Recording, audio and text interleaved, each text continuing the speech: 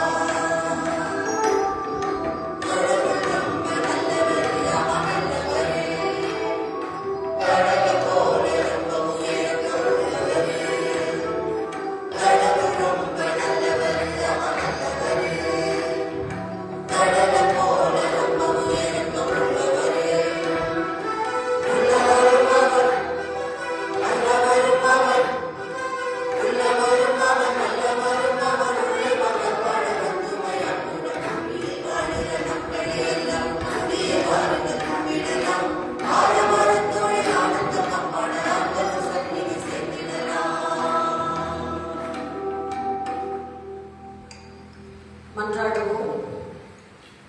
அனைத்து உள்ளங்களையும், அனைத்து விருப்பங்களையும், அனைத்து மறைப்பொருட்களையும் அறிந்திருக்கிற அனைத்து ஆற்றல்மிக்க கடவுளே, நாங்கள் உம்மிடத்தில் உள்ள மனமுடன் அன்பு செலுத்தவும், உன் தூய திருப்பெயரை தகுதியோடும் மாற்றிப்படுத்தவும், உன் தூய ஆவியாரின் ஏவுதலால் எங்கள் உள்ளத்தின் நினைவுகளை தூய்மை செய்துள்ள எங்கள் ஆண்டவராகிய கிறிஸ்துவின் வழியாய் வேண்டிக் கொள்கிறோம். ஆமென். உயர்விடத்தில் இருக்கும் கடவுளுக்கு மாட்சியும், மண்ணிலே அமைதியும், மாந்தர்களை விருப்பமும் உண்டாவதாக. கடவுளாகிய ஆண்டவரே, அனைத்துக்கும் அரசரே, விண்ணக தலைவரே, அனைத்து ஆற்றலும் பொருந்திய கடவுளே, உம்மை வணங்குகிறோம், உம்மை மாட்சிப்படுத்துகிறோம், உம் சிறந்த மாட்சியை பொறுத்து நன்றி செலுத்துகிறோம்.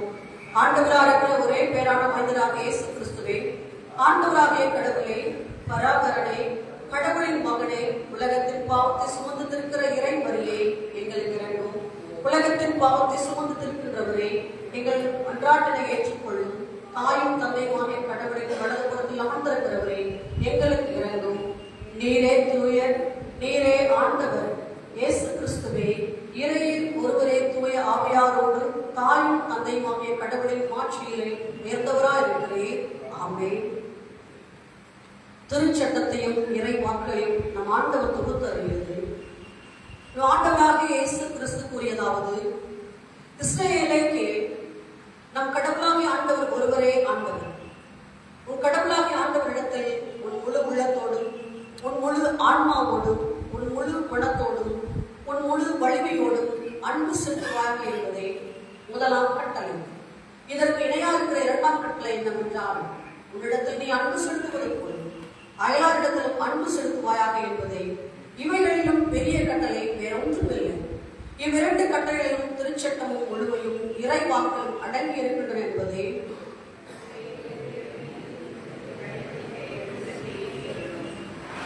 கொல்லப்பட்ட ஆட்டுக்குட்டி வல்லமையும் செல்வமும் ஞானமும் மாண்பும் பெருமையும் புகழ்ச்சியும் பெற தகுதி பெற்றது.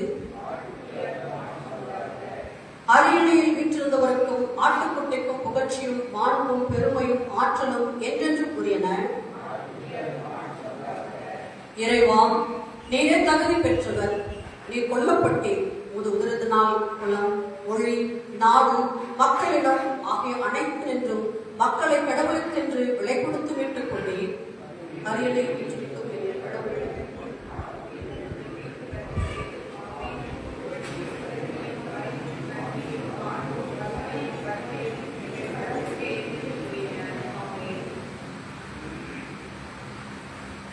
இறை மக்களை, நாம் இப்பொழுது கடவுளுடைய மிகு தூய சொற்களை கேட்கவும் ஆண்டவருடைய உடலையும் உதிரத்தையும் பெற்றுக்கொள்ளவும் இங்கே கூடி வந்திருக்கிறோம்.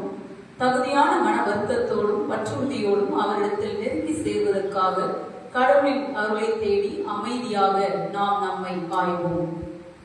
நம் பாவங்களின் பொருட்டு முழு உள்ளத்தோடே உண்மையாய் மன வருத்தப்பட்டு அயலாரிடத்தில் அன்பும் நட்புமாய் இருந்து இனி கடவுளின் கட்டளைகளை கடைபிடித்து புதிய வாழ்வு பெற்றவர்களாய் அவரின் தூய வழியில் நடப்போம் என்று உறுதியாய் இருக்கிற நாம் நம் ஆண்டவர் இயேசு கிறிஸ்துவின் வழியாய் அனைத்து ஆற்றலுடைய கடவுளோடு நட்புறவாகும்படி மறுபடியும் நம் பாவங்களை மனத்தாழ்மையாய் அறிக்கையிடுவோம்.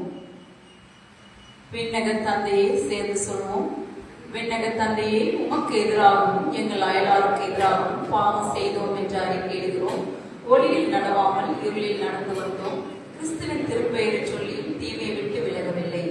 எங்களுக்கு இறங்க வேண்டும் என்று உம்மிடம் மன்றாடுகிறோம். இயேசு கிறிஸ்துவின் பொருட்டு எங்கள் பாவங்கள் அனைத்தையும் மன்னியும். உமது தூய ஆவியாரும் எங்களை தூய்மைப்படுத்தி எங்கள் மனச்சான்றினை உயிர்பெறச் செய்தரும். உம் தூய திருப்பெயருக்கு மாற்றி உண்டாகும்படி நாங்கள் இனி புதிய வாழ்வுள்ளவர்களாய் உமக்கு பணி செய்யத்தக்கதாக மற்றவர்களுக்கு மன்னிக்க எங்களுக்கு உதவி செய்யும். ஆமீன். இயேசு கிறிஸ்துவின் வழியாய் தமிழத்தில் உண்மையாய் மனம் திரும்புகிற அனைவருக்கும் அருளப்படுகிற அருளிருந்த திருவாக்கினை கேளுங்கள். பெருஞ்சுமை சுமந்து சோர்ந்திருப்பவர்களே, எல்லோரும் என்னிடம் வாருங்கள், நான் உங்களுக்கு இளைப்பாறுதல் தருவேன். தம் பெயர் ஒரே மகன் மீது நம்பிக்கை கொள்ளும் எவரும் அழியாமல் நிலைவாழ்வு பெறும் பொருட்டு அந்த மகவையை அளிக்கும் அளவுக்கு கடவுள் உலகின் மேல் அன்பு கொண்டார்.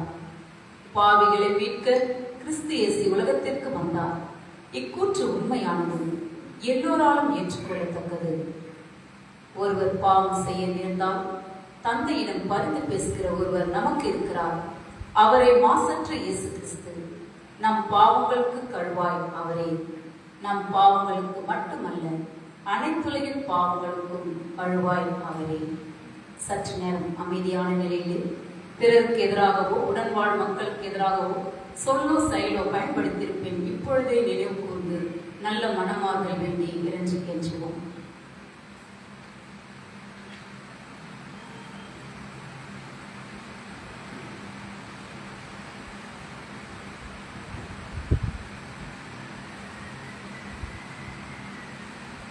நம் பெற்றவராகிய அனைத்து ஆற்றலுடைய கடவுள் தகுதியான மன வருத்தத்தோடும் உண்மையான நம்பிக்கையோடும்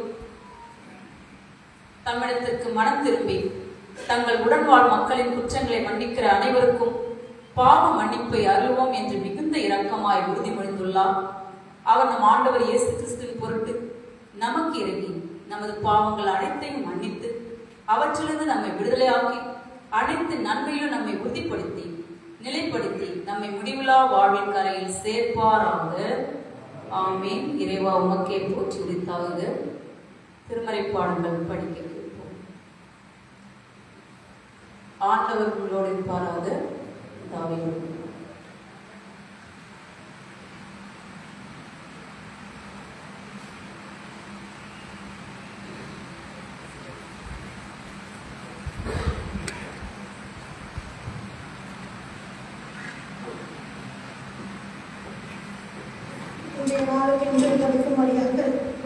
தெரிந்து கொள்ளப்பட்ட நற்செய்தி பாடம்.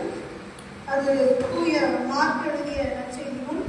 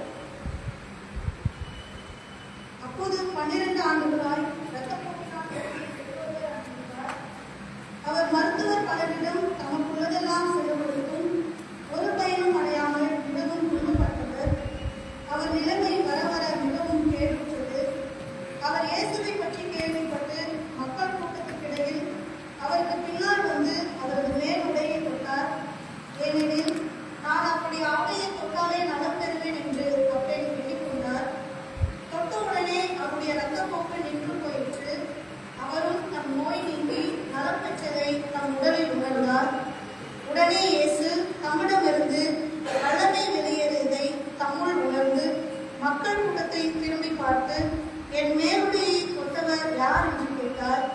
அதற்கு அவருடைய சீடர்கள் அவரிடம், இம்மக்கள் கூட்டம் உம்மை சூழ்ந்து நெருங்குவதைக் கண்டும் என்னை தொட்டவர் யார் என்கிறீரே என்றார்கள்.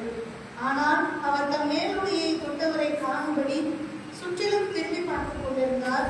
அப்போது அப்பெண் தமக்கு நேர்ந்ததை அறிந்தவராய் அஞ்சி நடுங்கிக் கொண்டு அவர் முன் வந்து விழுந்து நிகழ்ந்தது அனைத்தையும் அவரிடம் சொன்னார். இயேசு அவரிடம், மகளே, உனது நம்பிக்கை உன்னை குணமாக்கிற்று, அமைதியுடன் போ, நீ நோய் நீங்கி நலமாயிரு என்றார். அவர் தொடர்ந்து பேசிக் கொண்டிருந்த பொழுது தொழுகை கூட தலைவருடைய அவரிடம், உம்முடைய மகள் இறந்துவிட்டால் போதுகிற ஏன் இன்னும் தொந்தரவு செய்கிறீர்கள் என்றார்கள். பாடம் முடிந்தது. கிறிஸ்துவே உனக்கு மாற்றிவிட்டார்.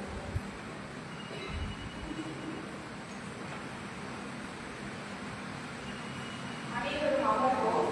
அமர்ந்த வண்ணமாக குத்துவை பாடலை அறுபத்தி மூன்றாவது பாடலை பாடுவோம். அடுத்து சொல்லி பாடிட்டோம். இந்த பாடலை அமர்ந்து பாடுவோம்.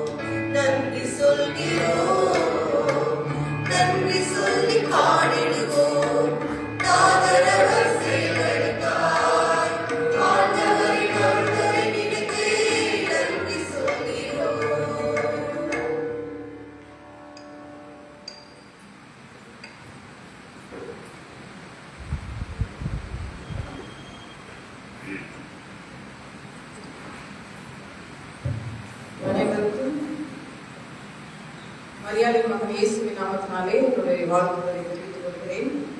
மறுபடியும் என்னுடைய இறையின் குடும்பத்துக்கு வரவும் உங்களோடு கூட கடவுளுடைய வார்த்தையை பகிர்ந்து கொள்ளவும் கடவுள் எனக்கு தந்த வாய்ப்புக்காகவும் என்னை நினைத்த இந்த கல்லூரியின் அனைத்து நிலைகளிலும் இருக்கிற முதல்வர் தொடங்கி அனைத்து நிலைகளிலும் இருக்கிற பொறுப்பாளர் அனைவருக்கும் என்னுடைய நன்றியை தெரிவித்துக் கொள்கிறேன். இந்த முன்னை மாணவர் கூடுகைக்காக கொடுக்கப்பட்ட ஒரு கருப்பொருள் கொடுக்கப்பட்டிருக்கிறது. நிசேயா பற்றுறுதி அறிக்கை ஒரு மீள் பார்வை. பற்றுறுதி அறிக்கையை, குறிப்பாக நிசேயா பற்றுறுதி அறிக்கையை மீள் பார்வை செய்ய இயலுமா? Why do we need to revisit or re-embrace the creed, particularly the Nicene Creed?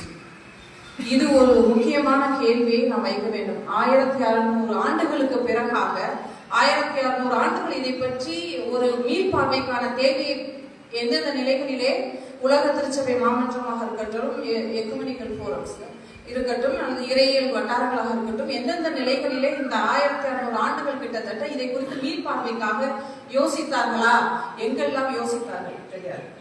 ஆனால் குறிப்பாக இந்த ஒரு சில ஆண்டுகளாக, குறிப்பாக உலக திருச்சபை மாமன்றம் இந்த ஒரு விஷயத்தை கையில் எடுத்த பிறகு உலகத்தில் இருக்கிற எல்லா திருச்சபைகளுமே, irrespective of denominations, people started to critically look at the creed. இந்த பற்றுறுதி அறிக்கையை திறனாய்வு பார்வையிலே எல்லா திருச்சபைகளும் பார்க்க ஆரம்பித்திருக்கிறார்கள். திறனாய்வு பார்வையிலே திருச்சபைகளும் இறையியல் கல்லூரிகளும் உண்மையாகவே பார்க்கின்றனவா என்பது மிகப்பெரிய கேள்வி எனக்கு குறிப்பாக இருக்கிறது. To what extent we are critical about our own faith, particularly our own creed அப்படின்ற கேள்வி எனக்கு மிக ஆழமாக இருக்கிறது. நாளுக்கு நாள் அந்த கேள்வியின் ஆழப்பட்டு கொண்டே போகிறதே ஒழிய எனக்கு அந்த நம்பிக்கை என்பது திருச்சபை வட்டாரங்களாக இருக்கட்டும், திருமலை இறையியல் கல்லூரி வட்டாரங்களாக இருக்கட்டும், I am not getting that hope. இதுதான் நிதர்சன உண்மை. ஆதி திருச்சபையினுடைய பின்னணிக்கு போகும் ஒரு புதிய ஏற்பாட்டு மாணவியாக ஆதி திருச்சபையினுடைய காலகட்டத்தை நான் எப்பொழுதுமே மிக உன்னிப்பாக கவனிப்பதும் மிக ஆழமாக எடுத்துக்கொள்வதும் எனக்கு என்னுடைய கடமை என்று நான் நினைக்கிறேன். எல்லாருக்கும் தெரியும் வரலாறு நாம் அனைவரால் தியாலஜிக்கல் கம்யூனிட்டி இல்லையா? 3ஆம் நூற்றாண்டின் இறுதியிலே கான்ஸ்டன்டினோபிள் இந்திய திருச்சபையை, குறிப்பாக the ecclesia என்ற concept, the way we understand today, the church அப்படின்ற இந்த திருச்சபை என்ற கான்செப்ட் வந்து 3ஆம் நூற்றாண்டு இறுதியில் தான் இன்றைக்கு இருக்கிற பொருளிலே to some extent நாம் இன்றை புரிந்து கொண்டிருக்க திருச்சபைக்கும் 3ஆம் நூற்றாண்டின் இறுதியிலே புரிந்து கொண்ட திருச்சபைன்றதுக்கான புரிதலுக்கும் மிகப்பெரிய வித்தியாசம் இருக்கிறது. பட் ஓகே, கொஞ்சம் ஒரு to some extent we can keep it. இந்த திருச்சபை அல்லது திரு அவை என்று நாம் சொல்லுகிற இந்த புரிதல் 3ஆம் நூற்றாண்டுக்கு பிறகாக படிப்படியாக வளர்ந்து இன்று இந்த நிலையில் இருக்கிறது. இயேசுவை சரியாக புரிந்து கொள்ள வேண்டுமானால் புதிய ஏற்பாட்டின் பின்னணியிலே the whole history of his quest for historical Jesus, இயேசுவினுடைய இந்த ஹிஸ்டாரிக்கல் ஜீசஸ்க்கான தேடல் என்பது புதிய ஏற்பாட்டு துறையிலே வந்த பிறகு இந்த முதல் 3 நூற்றாண்டுகள் மிக முக்கியமாக கருதப்பட்டது. இந்த முதல் 3 நூற்றாண்டுகள் திருச்சபையின் பற்றுறுதியை பற்றி ஆழமாக புரிந்து கொள்வது மிக முக்கியமானது. இந்த quest for historical Jesus மாத்திரம் இல்லை, ஈவன் இந்த பற்றுறுதியை, இந்த பற்றுறுதி அறிக்கை என்னென்னலாம் திருச்சபை வைத்திருக்கிறதோ அவையெல்லாம் சரியாக புரிந்து கொள்வதற்கு முதல் 3 நூற்றாண்டுகள், குறிப்பாக முதல் 2 நூற்றாண்டுகள், we can take these first 2 centuries as a lens through which we can revisit, re-embrace the creed which has been given to us. இதை ஒரு பின்னணியாக நான் முன்பாக வைக்க விரும்புகிறேன். ஏன்னா 2 காரியம். ஒன்று, ஆதி திருச்சபை குறிப்பாக 150 AD வரைக்கும் கிரீட்ன்ற ஒரு பற்றுறுதி அறிக்கைன்ற ஒரு கான்செப்டே கிடையாது வரலாறுல. 150 ADல தான் 3 லைன்ல தான் என்னோட தமிழ் கரெக்டட் தமிழ், என்னோட இங்கிலீஷ் புரோக்கன் இங்கிலீஷ் இந்த 2 லைன் அல்லது 3 லைன் தான் இருக்கும். இந்த 4ஆவது நூற்றாண்டு வரைக்குமே கான்ஸ்டன்டினோபிள் 325 ADல இந்த 100க்கு மேற்பட்ட அல்லது யாருமே தெரியல எக்ஸாக்ட் நம்பர், இந்த பிஷப்ஸ் எல்லாம் கூப்பிட்டு ஒரு கான்ஃபரன்ஸ் நடத்தி நம்ம சர்ச்சுக்கு ஒரு the church, the church. இதுக்கு ஒரு பற்றுறுதி அறிக்கை வேண்டும் என்று ஒரு நிசையாவிலே ஒரு கூட்டத்தை கூட்டுகிறதுக்கு முன்பாக வரைக்கும் பற்றுறுதி அறிக்கை என்று ஒன்று இல்லை. திருச்சபை செழித்தோங்கி கண்டங்கள் தாண்டி கண்டங்கள் பரவின போது தோற்றடிக்கப்பட்ட சிலுவையிலே தோற்றடிக்கப்பட்ட இயேசுவை ஒட்டுமொத்த சமூகம் எங்கெல்லாம் இந்த இயேசு எடுத்து செல்லப்பட்டாரோ அத்தனை சமூகம் இவரை அப்படியே ஏற்றுக்கொண்டது. Embrace Jesus how he was given as a crucified Christ, crucified Messiah, crucified Jesus.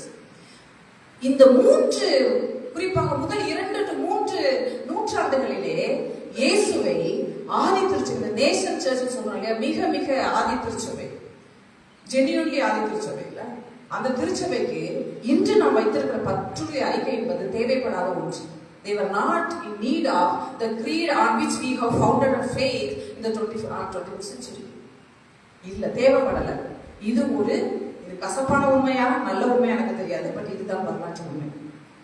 இந்த 150 AD வரைக்கும் நான் வரலாற்றை பின்னோக்கி பார்க்கிற போது இவர்கள் ஆதி திருச்சபை மக்கள் இந்த creed என்ற framework-குள்ள போய் திரும்பி போய் பார்த்தோம்னா ஒரு சில விஷயங்களை பார்க்கலாம்.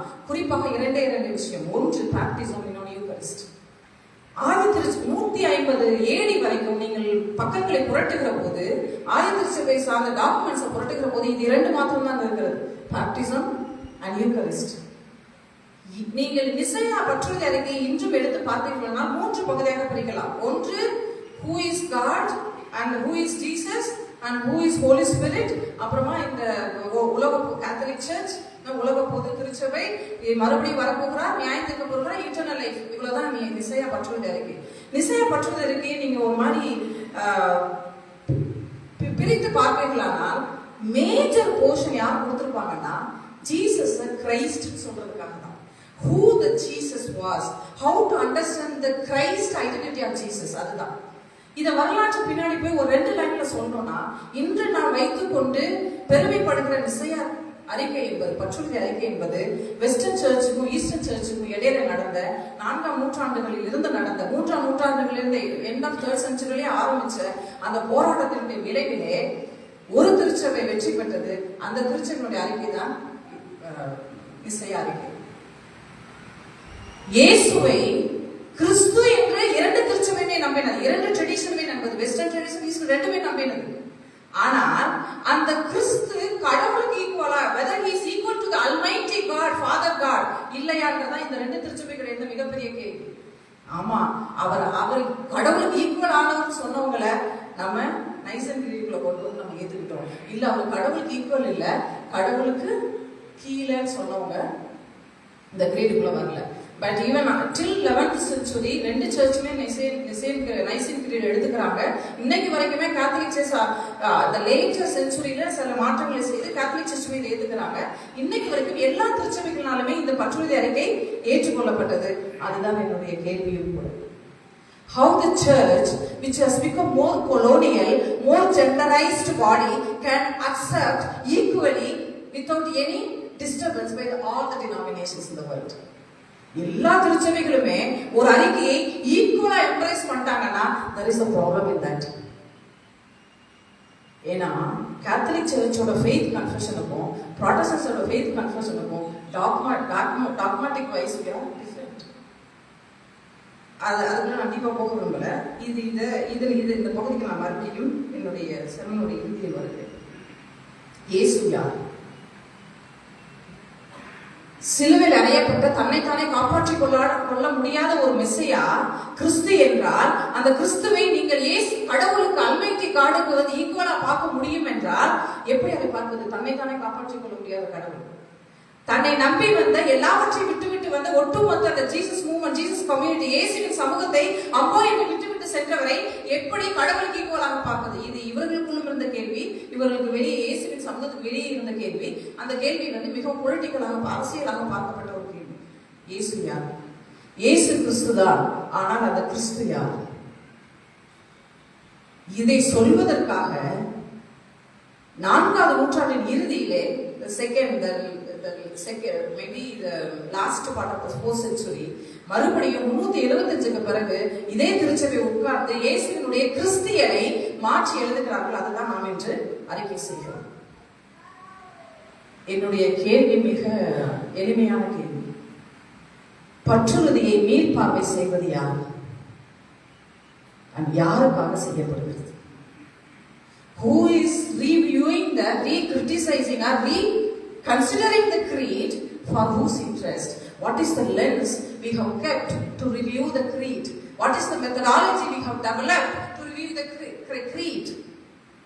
இதுக்கு ஒரு எடுத்துக்காட்டு சொல்றேன். நான் ஏற்கனவே சொன்ன பிரகாரமாக மிக ஆதி திருச்சபை, உண்மையான ஆதி திருச்சபையிலே இது 2 எலிமெண்ட்ஸ் தான் இருந்தது. பாப்டிசமும் யூகரிஸ்டும். யூகரிஸ்டும் இந்த யூகரிஸ்ட் கிடையாது. We should not confuse ourselves with this the developed Eucharist what we have. அந்த யூகரிஸ்ட் கொரிந்து திருச்சபையிலே பவுல் அது 2 விதமான யூகரிஸ்ட்ல பேசுறாரு. எடுத்துட்டு வந்துட்டு இல்லாதவன் வருகிற வரைக்கும் வெயிட் பண்ணாம நீயே சாப்பிட்டுக்கிற இல்லையா, அது யூகரிஸ்ட் இல்ல. நாங்க ஒரு ஆர்கியூமெண்ட் 2 விதமான யூகரிஸ்ட பத்தி கொரிந்தியர்ல பவுல் பேசுறாரு. The way Eucharist was understood in the post-resurrection church context was so political and so contextual. அதை நம்ம we have lost even the earliest period of the early church. அதுக்குள்ள நான் போக விரும்பல. ஆனா கேள்வி இன்னும் எனக்கு பதில் கிடைக்கல. இந்த இயேசு யார் என்று பேசுவதற்காக அவர்கள் சேர்த்த they women in the church till today, even in the theological seminaries, irrespective of denominations of the seminaries. The sexual purity. தாவீது ஒரு டெம்பிளை கட்டி உள்ள அடைச்சு வச்சார். அடைச்சு வச்ச இயேசு கடவுள் மறுபடியும் மக்களிடத்திலே கொண்டு போய் சேர்க்கப்பட்டார் இயேசுவினாலே. அதனாலதான் ஒரு பேசிக் கொஸ்டின் கேட்பேன் மக்கள்கிட்ட. நான் திருச்சபைக்கு போற இடங்கள்ல எல்லாம் எத்தனை தடவை இயேசு எருசலேம் தேவாலயத்துக்கு போனார்? நான் சுவிசேஷிக்கிறேன் maximum 4 times. If you want to reclaim creed, the creed, if you want to review our creed, the beginning journey of reviewing our creed, or reclaiming our creed should start with reclaiming the God who is. இந்த கடவுளை தெருவிலே தான் இயேசு வீட்டுருவாக்கம் செய்தார். Not in the church, not in the temple. Jesus was reclaiming God back to the people on the streets, and the whole understanding of God was redefined on the street by the people who were on the street. தெருக்களில் தான் கடவுள் மீட்டுருவாக்கம் செய்யப்பட்டார் வரலாற்றிலே. The gospel traditions, இந்த gospel பாரம்பரியத்திலே கடவுளை இயேசு மீட்டுருவாக்கம் செய்து கொடுத்தது அங்குதான். பட் மறுபடியும் Jesus, the way he brought God to us, to the humanity, to the human race, to the universe, was again dogmatized in the name of creed.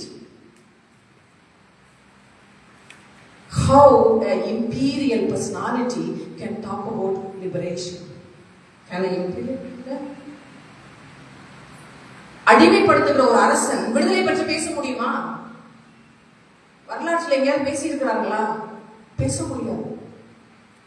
ஒட்டுமொத்த நாடுகளையும் தனக்கு கீழே போட்டுக்கொண்டு அடிமைப்படுத்திக் கொண்டு எருசலேமையும் அடிமையின் one of the provinces under Constantinople, the emperor, அவருக்கு கீழே இருக்க அதை விடுதலை பண்ணுவதை பற்றி அவர் பேசவில்லை. ஆனால் அந்த கடவுளை அடிமைப்படுத்துவதை பற்றி பேசினார். The agenda given by the imperial power to create a creed for the church for the future, so that the church can be. இன்றும் திருச்சபை அடிமைப்பட்டுதான் கிடைக்கிறது வெவ்வேறு நிலைகளில். அது பாலின ரீதியாக இருக்கலாம், சாதிய ரீதியாக இருக்கலாம், பொருளாதார ரீதியாக இருக்கலாம், பவர் ரிலேஷனாக இருக்கலாம், அதிகார ரீதியாக இருக்கலாம். ஆனால் அடிமைப்பட்டுதான் கிடைக்கிறது. ஏனென்றால் we need to revisit our creed, because creed itself needs revisitation. இதுக்கு 1-2 எடுத்துக்காட்ட மட்டும் இங்கே அங்கேயே சொல்லிட்டு போயிடுறேன். வாசிக்க கேட்ட பகுதி எல்லாருக்கும் தெரிந்த பகுதி. 12 வருடங்களாக இரத்தப்போக்கு இருக்கிற ஒரு பெண் இயேசுவிடத்துல அவர் நடக்கிற விஷயம் நமக்கு நிறைய தடவை ஃபேஸ் பண்ணிருக்கோம். அதுக்குள்ள எக்கச்சக்க விஷயங்கள் கிடக்குது. ஒரு 7-8 மணி நேரம் நம்ம இங்கே பேசணும், அவ்வளவு விஷயங்கள் கிடக்குது. இந்த நம்முடைய பற்றுறுதி அறிக்கையை நான் ஒரு விதமான ஒரு லென்ஸாக வைத்து இதை நான் பார்க்க விரும்புகிறேன். இயேசுவினிடத்தில் இந்த பெண் வந்து கேட்கிறார். இயேசுவினிடத்தில் இந்த பெண் போவதற்கு முன்பாக ஜெபாலய தலைவன் இயேசுக்கு முன்பாக வந்து இயேசுவினிடத்திலே டைரக்டா ஒரு அப்ளிகேஷன் வைக்கிறார். நீங்க வரணும், you having come and having like your hand on my daughter. நீ வந்து உன் கையை என் பிள்ளை மேல வைக்கணும் அஜெண்டாலாம் கொடுத்து கேட்கிறாரு. அவர் முன்னாடி இது நடக்குது, பின்னாடி ஒண்ணு நடக்குது. இந்த பொண்ணு கூட்டத்துக்குள்ள இடையில வந்து தெரியாம வந்து இயேசுவின் ஓரத்தை ஈவன் த கார்மெண்ட் தான் அத கிரேக்கத்துல இன்னும் அழகா இருக்குது, வெளி தோற்றத்தை தொடுகிறார்.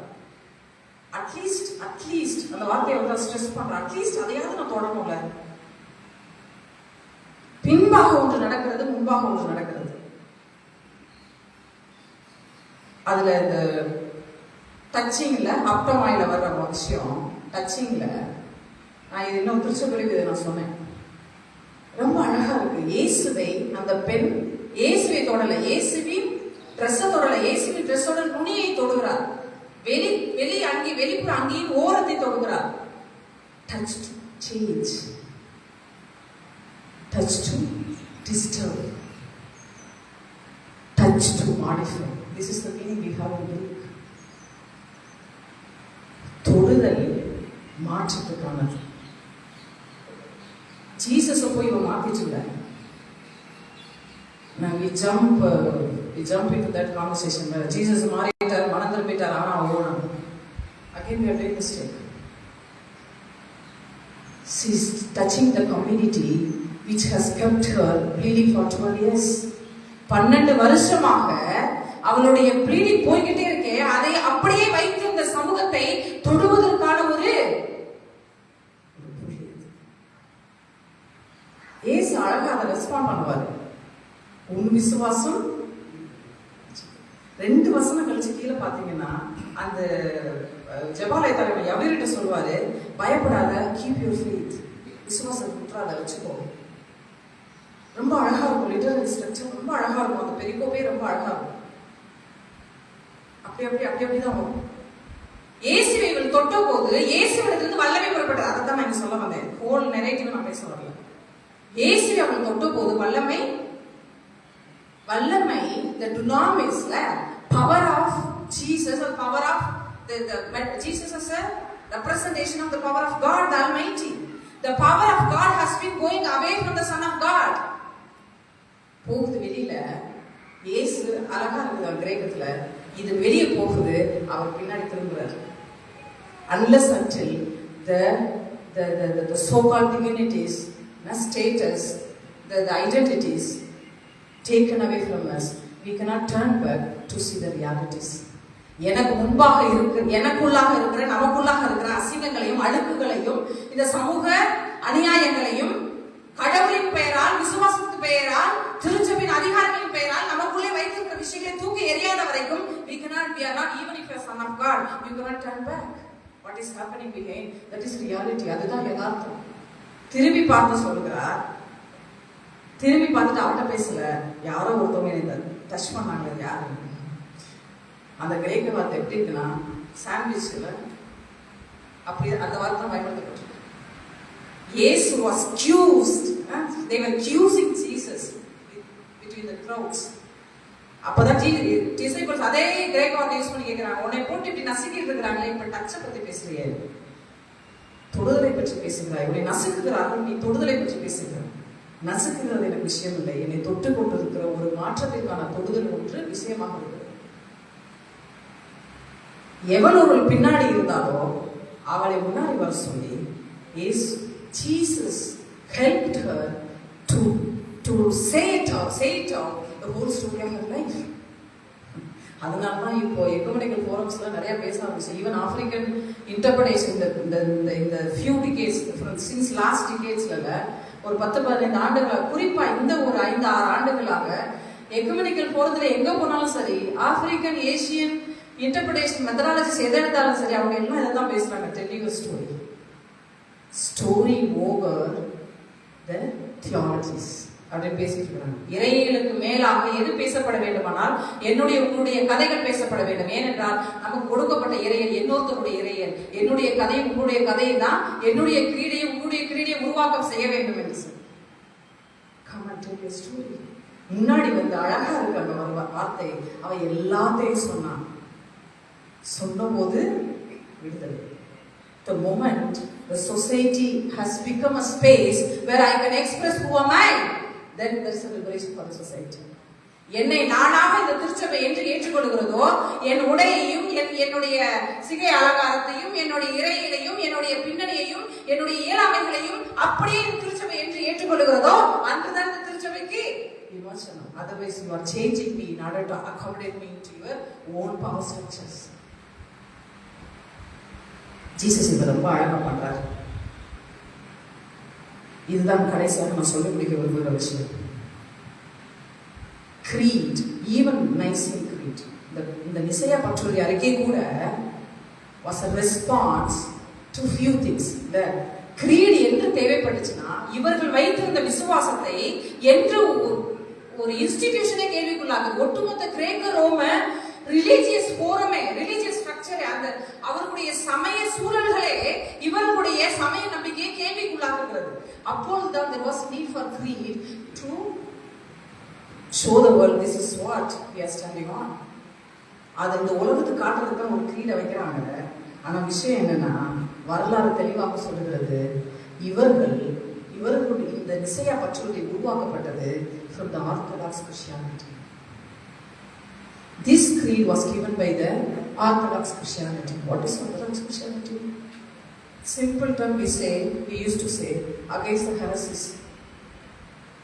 எப்பொழுதெல்லாம் ஹெரட்டிக் மூவ்மெண்ட்ஸ் ரொம்ப வளர்ந்ததோ, எப்பொழுதெல்லாம் ஹெரட்டிக்ஸ் வந்து இவங்களை கேள்விக்குள்ளாக்குனாங்களோ, அவங்களுக்கு எதிராக இல்ல நீங்கள் பேசுவது தவிர உங்களுடைய இறையியல் பிரச்சனை இருக்கிறது, இதுதான் எங்களுடைய இறையியல் ஸ்டாண்ட் பாயிண்ட் சொல்றதுக்கு தான் கிரீட ரெஸ்பான்ஸா கொடுத்தாங்க அப்படின்னு வரலாறு சொல்லுகிறது. But I have a problem in that. ஏன்னா ஹெரசினா என்னது? யார ஹெரட்டிக் சொன்னாங்க? யாரெல்லாம் ஹெரட்டிக் வெளியே தள்ளாங்களோ அங்க நானும் இருக்கிறேன், என்னோட இருக்கிற எல்லா பெண்களும் அங்கதான் இருக்கிறாங்க. பெஸ்ட் எக்ஸாம்பிள், தள்ளுபடி செய்யப்பட்ட எல்லா காஸ்பல்ஸ்மே majority gospels are written by women are written on women.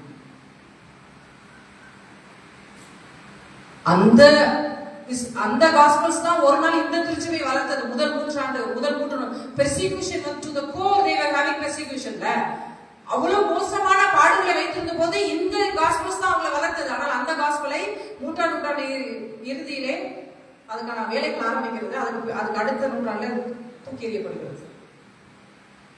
யார் இங்க ஹெரட்டிக்? யாருடைய ஆர்த்தடாக்ஸி? ஏன்னா அந்த orthodox faith and creed is so comfortable to take away the least women from the church. So I have a problem. யார் பின்னாடி இருக்கிறாங்களோ, யார் அழுப்பப்பட்டிருக்கிறாங்களோ, யார் தூக்கி எறியப்பட்டிருக்கிறாங்களோ அவர்களுடைய கதைகளை, this is a high time for the church to listen to the stories. அவர்களுடைய கதைகளை திருச்சபை கேட்க ஆரம்பிக்க வேண்டும். அப்படியானால் இந்த creed it can be reviewed.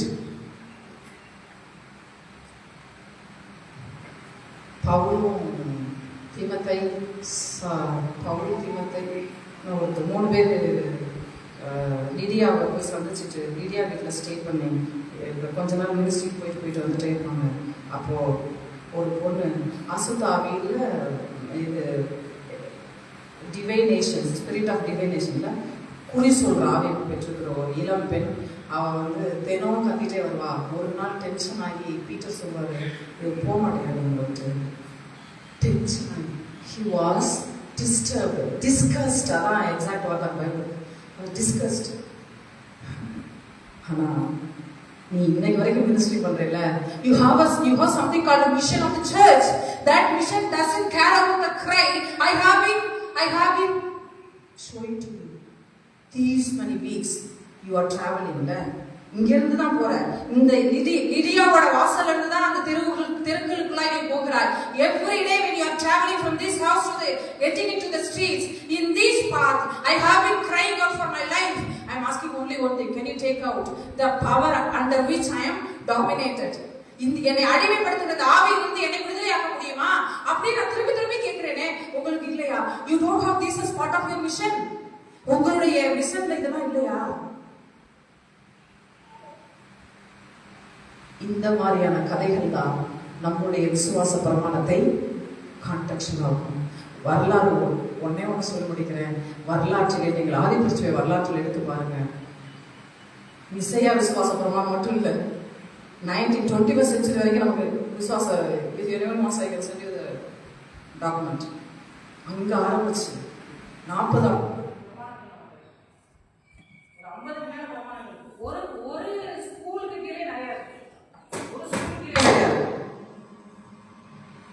இவ்வளவு பிரமாணங்கள் இருந்தும் ஏன் திருச்சபை is comfortable with Nicene creed? அது ஒரு கேள்வி நம்ம கேட்டே ஆகணும். ஆனா ஏன் இத்தனை விசுவாச பிரமாணங்கள் கேட்டீங்கன்னா, ஒவ்வொரு கான்டெக்ஸ்டும் ஒவ்வொரு சூழலும் ஒரு விதமான இறையியல் கேள்வியை எழுப்பும். அந்த இறையியல் கேள்விக்கான பற்றுறுதியை தான் நாம் உருவாக்க வேண்டுமோ ஒழிய நேற்றைய தாத்தா கொடுத்த பற்றி பிடித்துக் கொண்டு நான் உட்கார்ந்துருக்க முடியாது. ஏன்னா அவருடைய கான்டெக்ஸ்ட் வேறு, என்னோட கான்டெக்ஸ்ட் வேறு. The creed is contextual. நாம் இணைந்து நம்முடைய சூழலுக்கு வருகிற கேள்விகளுக்கு பதிலாக, நம்முடைய சூழலிலிருந்து நம்முடைய இறைகளுக்கு எதிராக எழுப்பப்படுகிற கேள்விகளுக்கு பதிலாக நம்முடைய பற்றுறுதிகளை எழுதுவோம். கடவுள் நம்மளுக்கு பேசிட்டு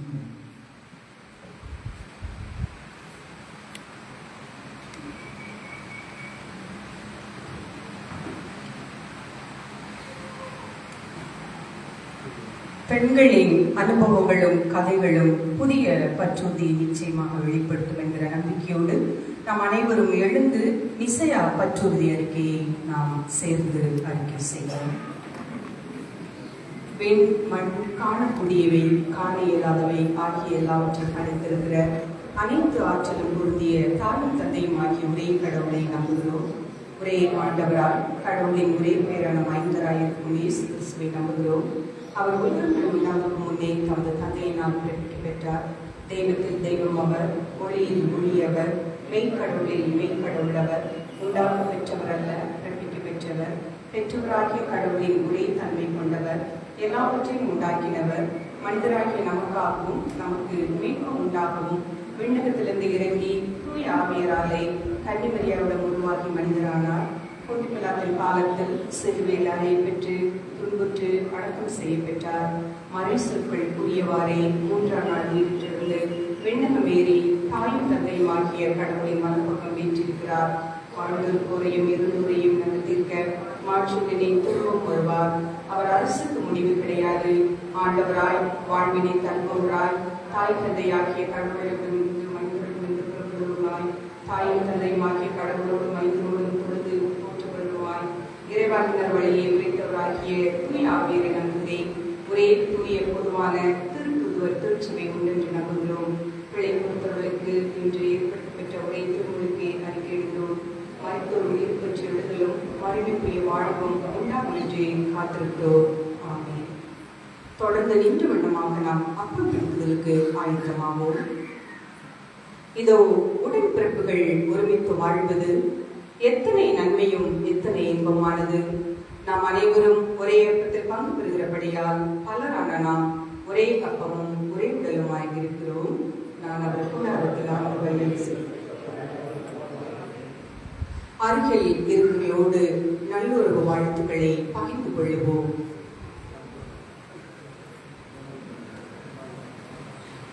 தாயும் தந்தையுமாகிய தூய கடவுளே, அருளிற்கு இருப்பதற்கு புதியதும் வாழ்வுமாகிய வழிவையும் அறியான மக்களின் புதிரத்தினால் நீங்கள் உண்டு பண்ணினீரேன். நாங்கள் தகுதியற்றவர்களாக இருப்பினும் அவர் வழியாக உங்களிடத்தில் வருகிறோம். எங்களையும் நாங்கள் செலுத்த இருக்கின்ற எங்களுடைய துதிகளையும் திருப்பெயரை மாற்றிக்கொண்டு ஏற்று பயன்படுத்தும்படியாக தாழ்வோடு வேண்டிக் கொள்கிறோம். வானத்திலும் பூமியிலும் உள்ள அனைத்து உடைமைகள் உடைய கருத்திலிருந்து வாங்கி உமக்கே கொடுக்கிறோம். ஆமென். நாம் அனைவரும் முழங்கால் படியிட்டு ஜெபம் செய்வோம்.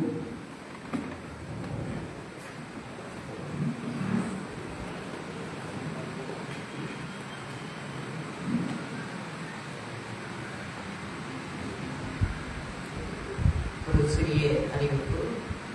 அருட்பொழிவு பெற்ற பெண்கள் முன்பாக வரும்படியாக வேண்டுகிறோம்.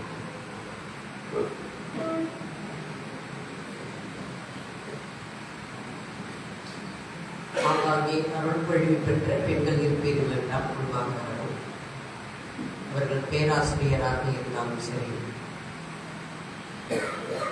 மாணவர் கொள்கையில் பங்கேற்க வந்திருக்கின்ற மாணவர்களாக இருந்தாலும் சரி, அன்பாக தரவும்.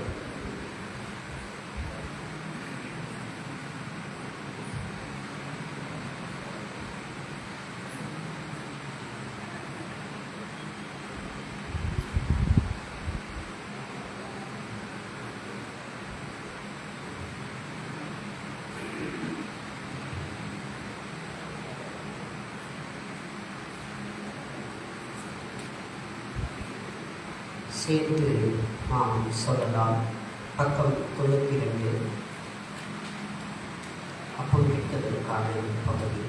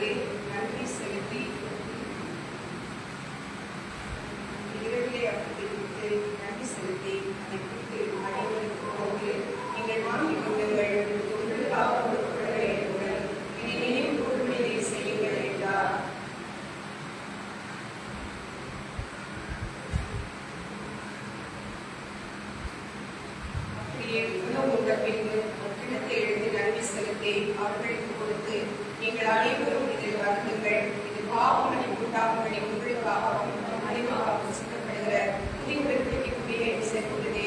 இதை அருள் போதெல்லாம் இதை நினைத்துக் கொள்ளும்படி இதை செய்கள் என்று கூறினார்.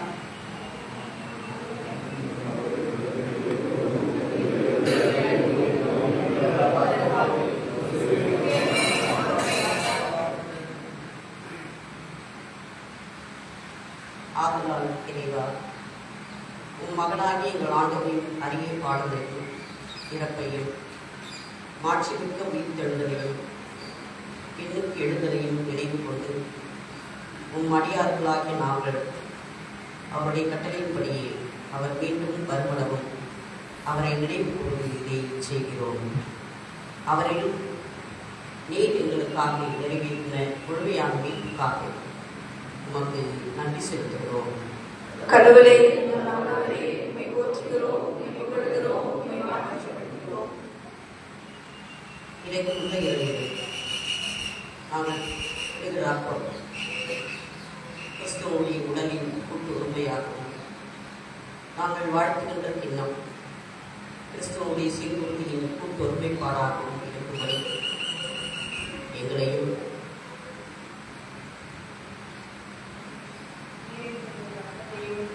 சாட்சியும் தூய்மைப்படுத்த வேண்டும் என்று தாழ்வோடு கேட்டுக்கொள்கிறோம்.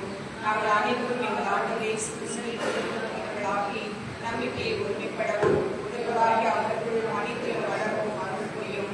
அனைத்து ஆட்சியுள்ள தாயும் தந்தையும் வழியாக அனைத்து மதிப்பும் ஆட்சியும் என்னென்னைக்கு உண்டாவதாக. ஆமென்.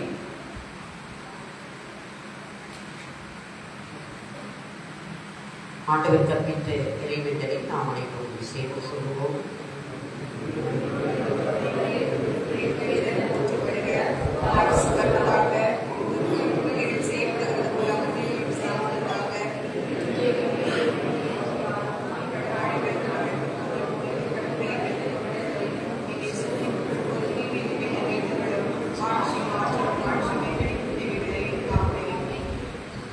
நாம் சற்று நேரம் அமைதியாக அவருடைய திரு உடலையும் இரத்தத்தையும் நமக்காக தந்திருக்கிறார். பற்றுறுதி என்பது தெருவில் இருக்கின்ற மக்களோடு கூட தன்னை இணைத்துக் கொண்ட இயேசுவின் வெளிப்படுகிறது. அந்த பற்றுறுதியின் அடிப்படையிலே திருமறையின் பகுதியை ஆழமாக சிந்திப்பதற்கு அழைக்கப்படுகிறோம். வலுவிழந்த ஆற்றல் இழந்த மக்களோடு கூட நாம் இணைந்திருக்கும் பொழுது நம்முடைய பற்றுறுதி வலுப்பெறுகிறது. நம்முடைய பற்றுறுதி மாற்றத்துக்கான பற்றுறுதியாக இருக்க வேண்டாம். அந்த பற்றுறுதியை மாற்றி அமைக்கின்ற துணிவையும் ஆற்றலையும் கிறிஸ்துவின் வழியாக நாம் பெறுகிறோம் என்ற நம்பிக்கையோடு கூட நாம் திருமணத்திலே பங்கேற்போம்.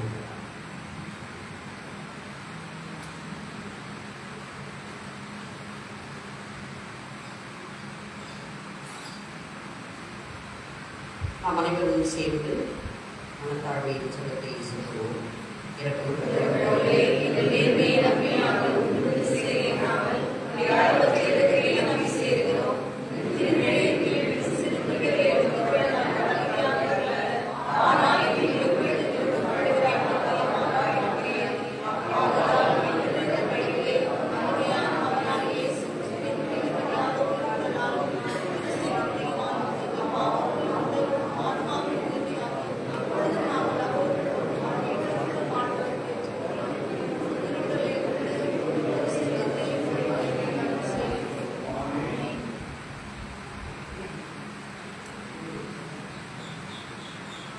நாம் பின்னும் அப்பம் கிறிஸ்துவின் உடலில் கூட்டுறவை காட்டுவதல்லவா?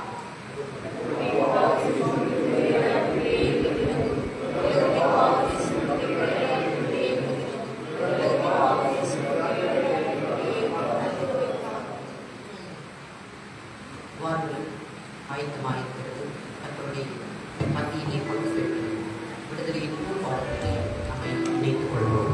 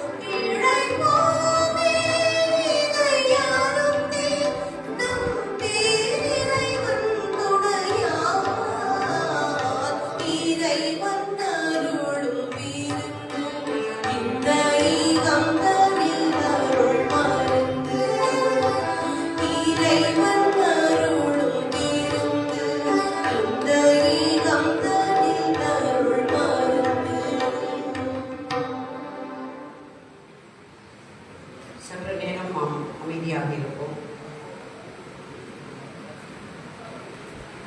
ஆண்டவரே, நாங்கள் எடுத்து பயன்படுத்தும் பொழுது உடைய அரசியல் வருவதற்கான பணியை செய்வதற்கும் கூட மாணவர்கள்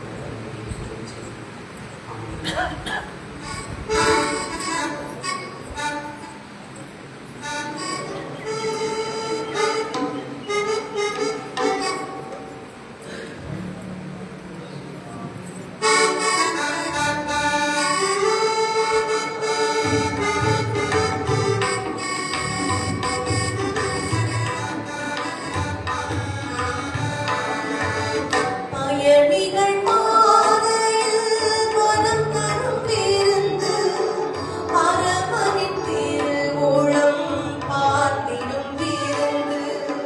பயணிகள் பாதையில் மனம் தரும் பேருந்து அரவணின் திருவுளம் பார்த்திடும் விருந்து.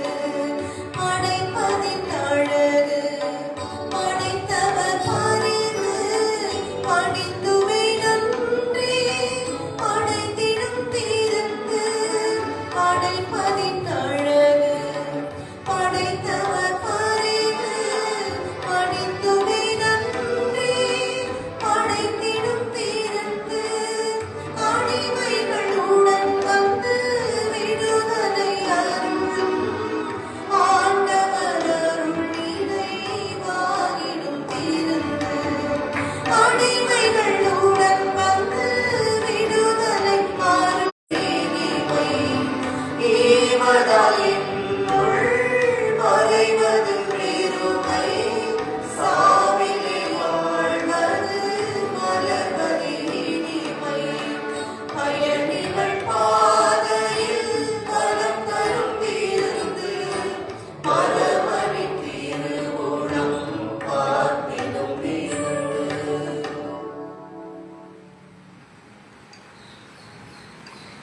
ஜெபம் செய்வோம்.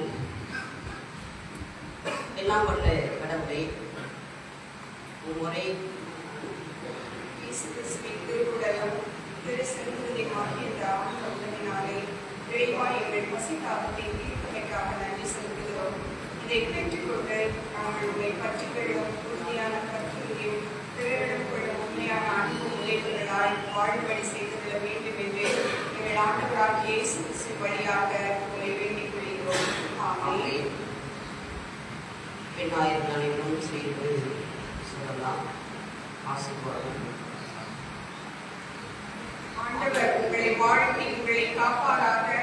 ஆண்டவர் தம் திருமுகத்தை உங்கள் மேல் ஒளிர செய்து உங்கள் மேல் அருள் பொழிவாராக. ஆண்டவர் தம் திருமுகத்தை உங்கள் பக்கம் திருப்பி உங்களுக்கு அமைதியை அருள்வாராக. ஆமென். உங்கள் அனைவரையும் மீண்டுமாக அன்போடு வாழ்த்துகிறோம். இந்த வழிபாட்டிலே அதற்கப்புறம் இருக்கின்ற அறிவிப்புகளை நம்முடைய தாமசன் முன்பாக சொல்வார்கள். அதற்கு முன்பாக ஒரு சிறிய அறிவிப்பு. பெண் ஆயர்களாக இருக்கிறவர்கள், பெண் மாணவர்கள் 5 நிமிடம் ஆலயத்திலே தங்கி செல்லுமாறு உங்களை அன்போடு கூட கேட்டுக்கொள்கிறோம். நன்றி.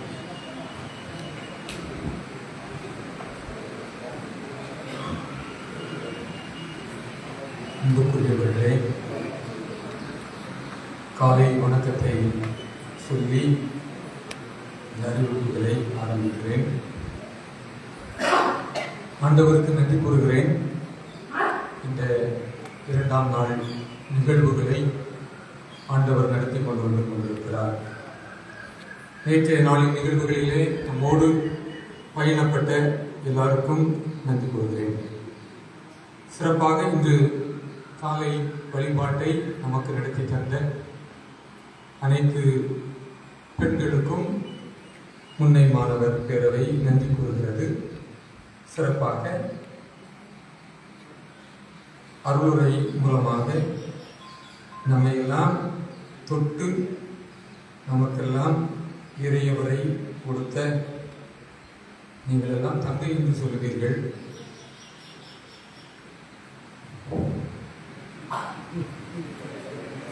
புரியாது, அதான் பேசுறது. நீங்கள் எல்லாம் தங்கை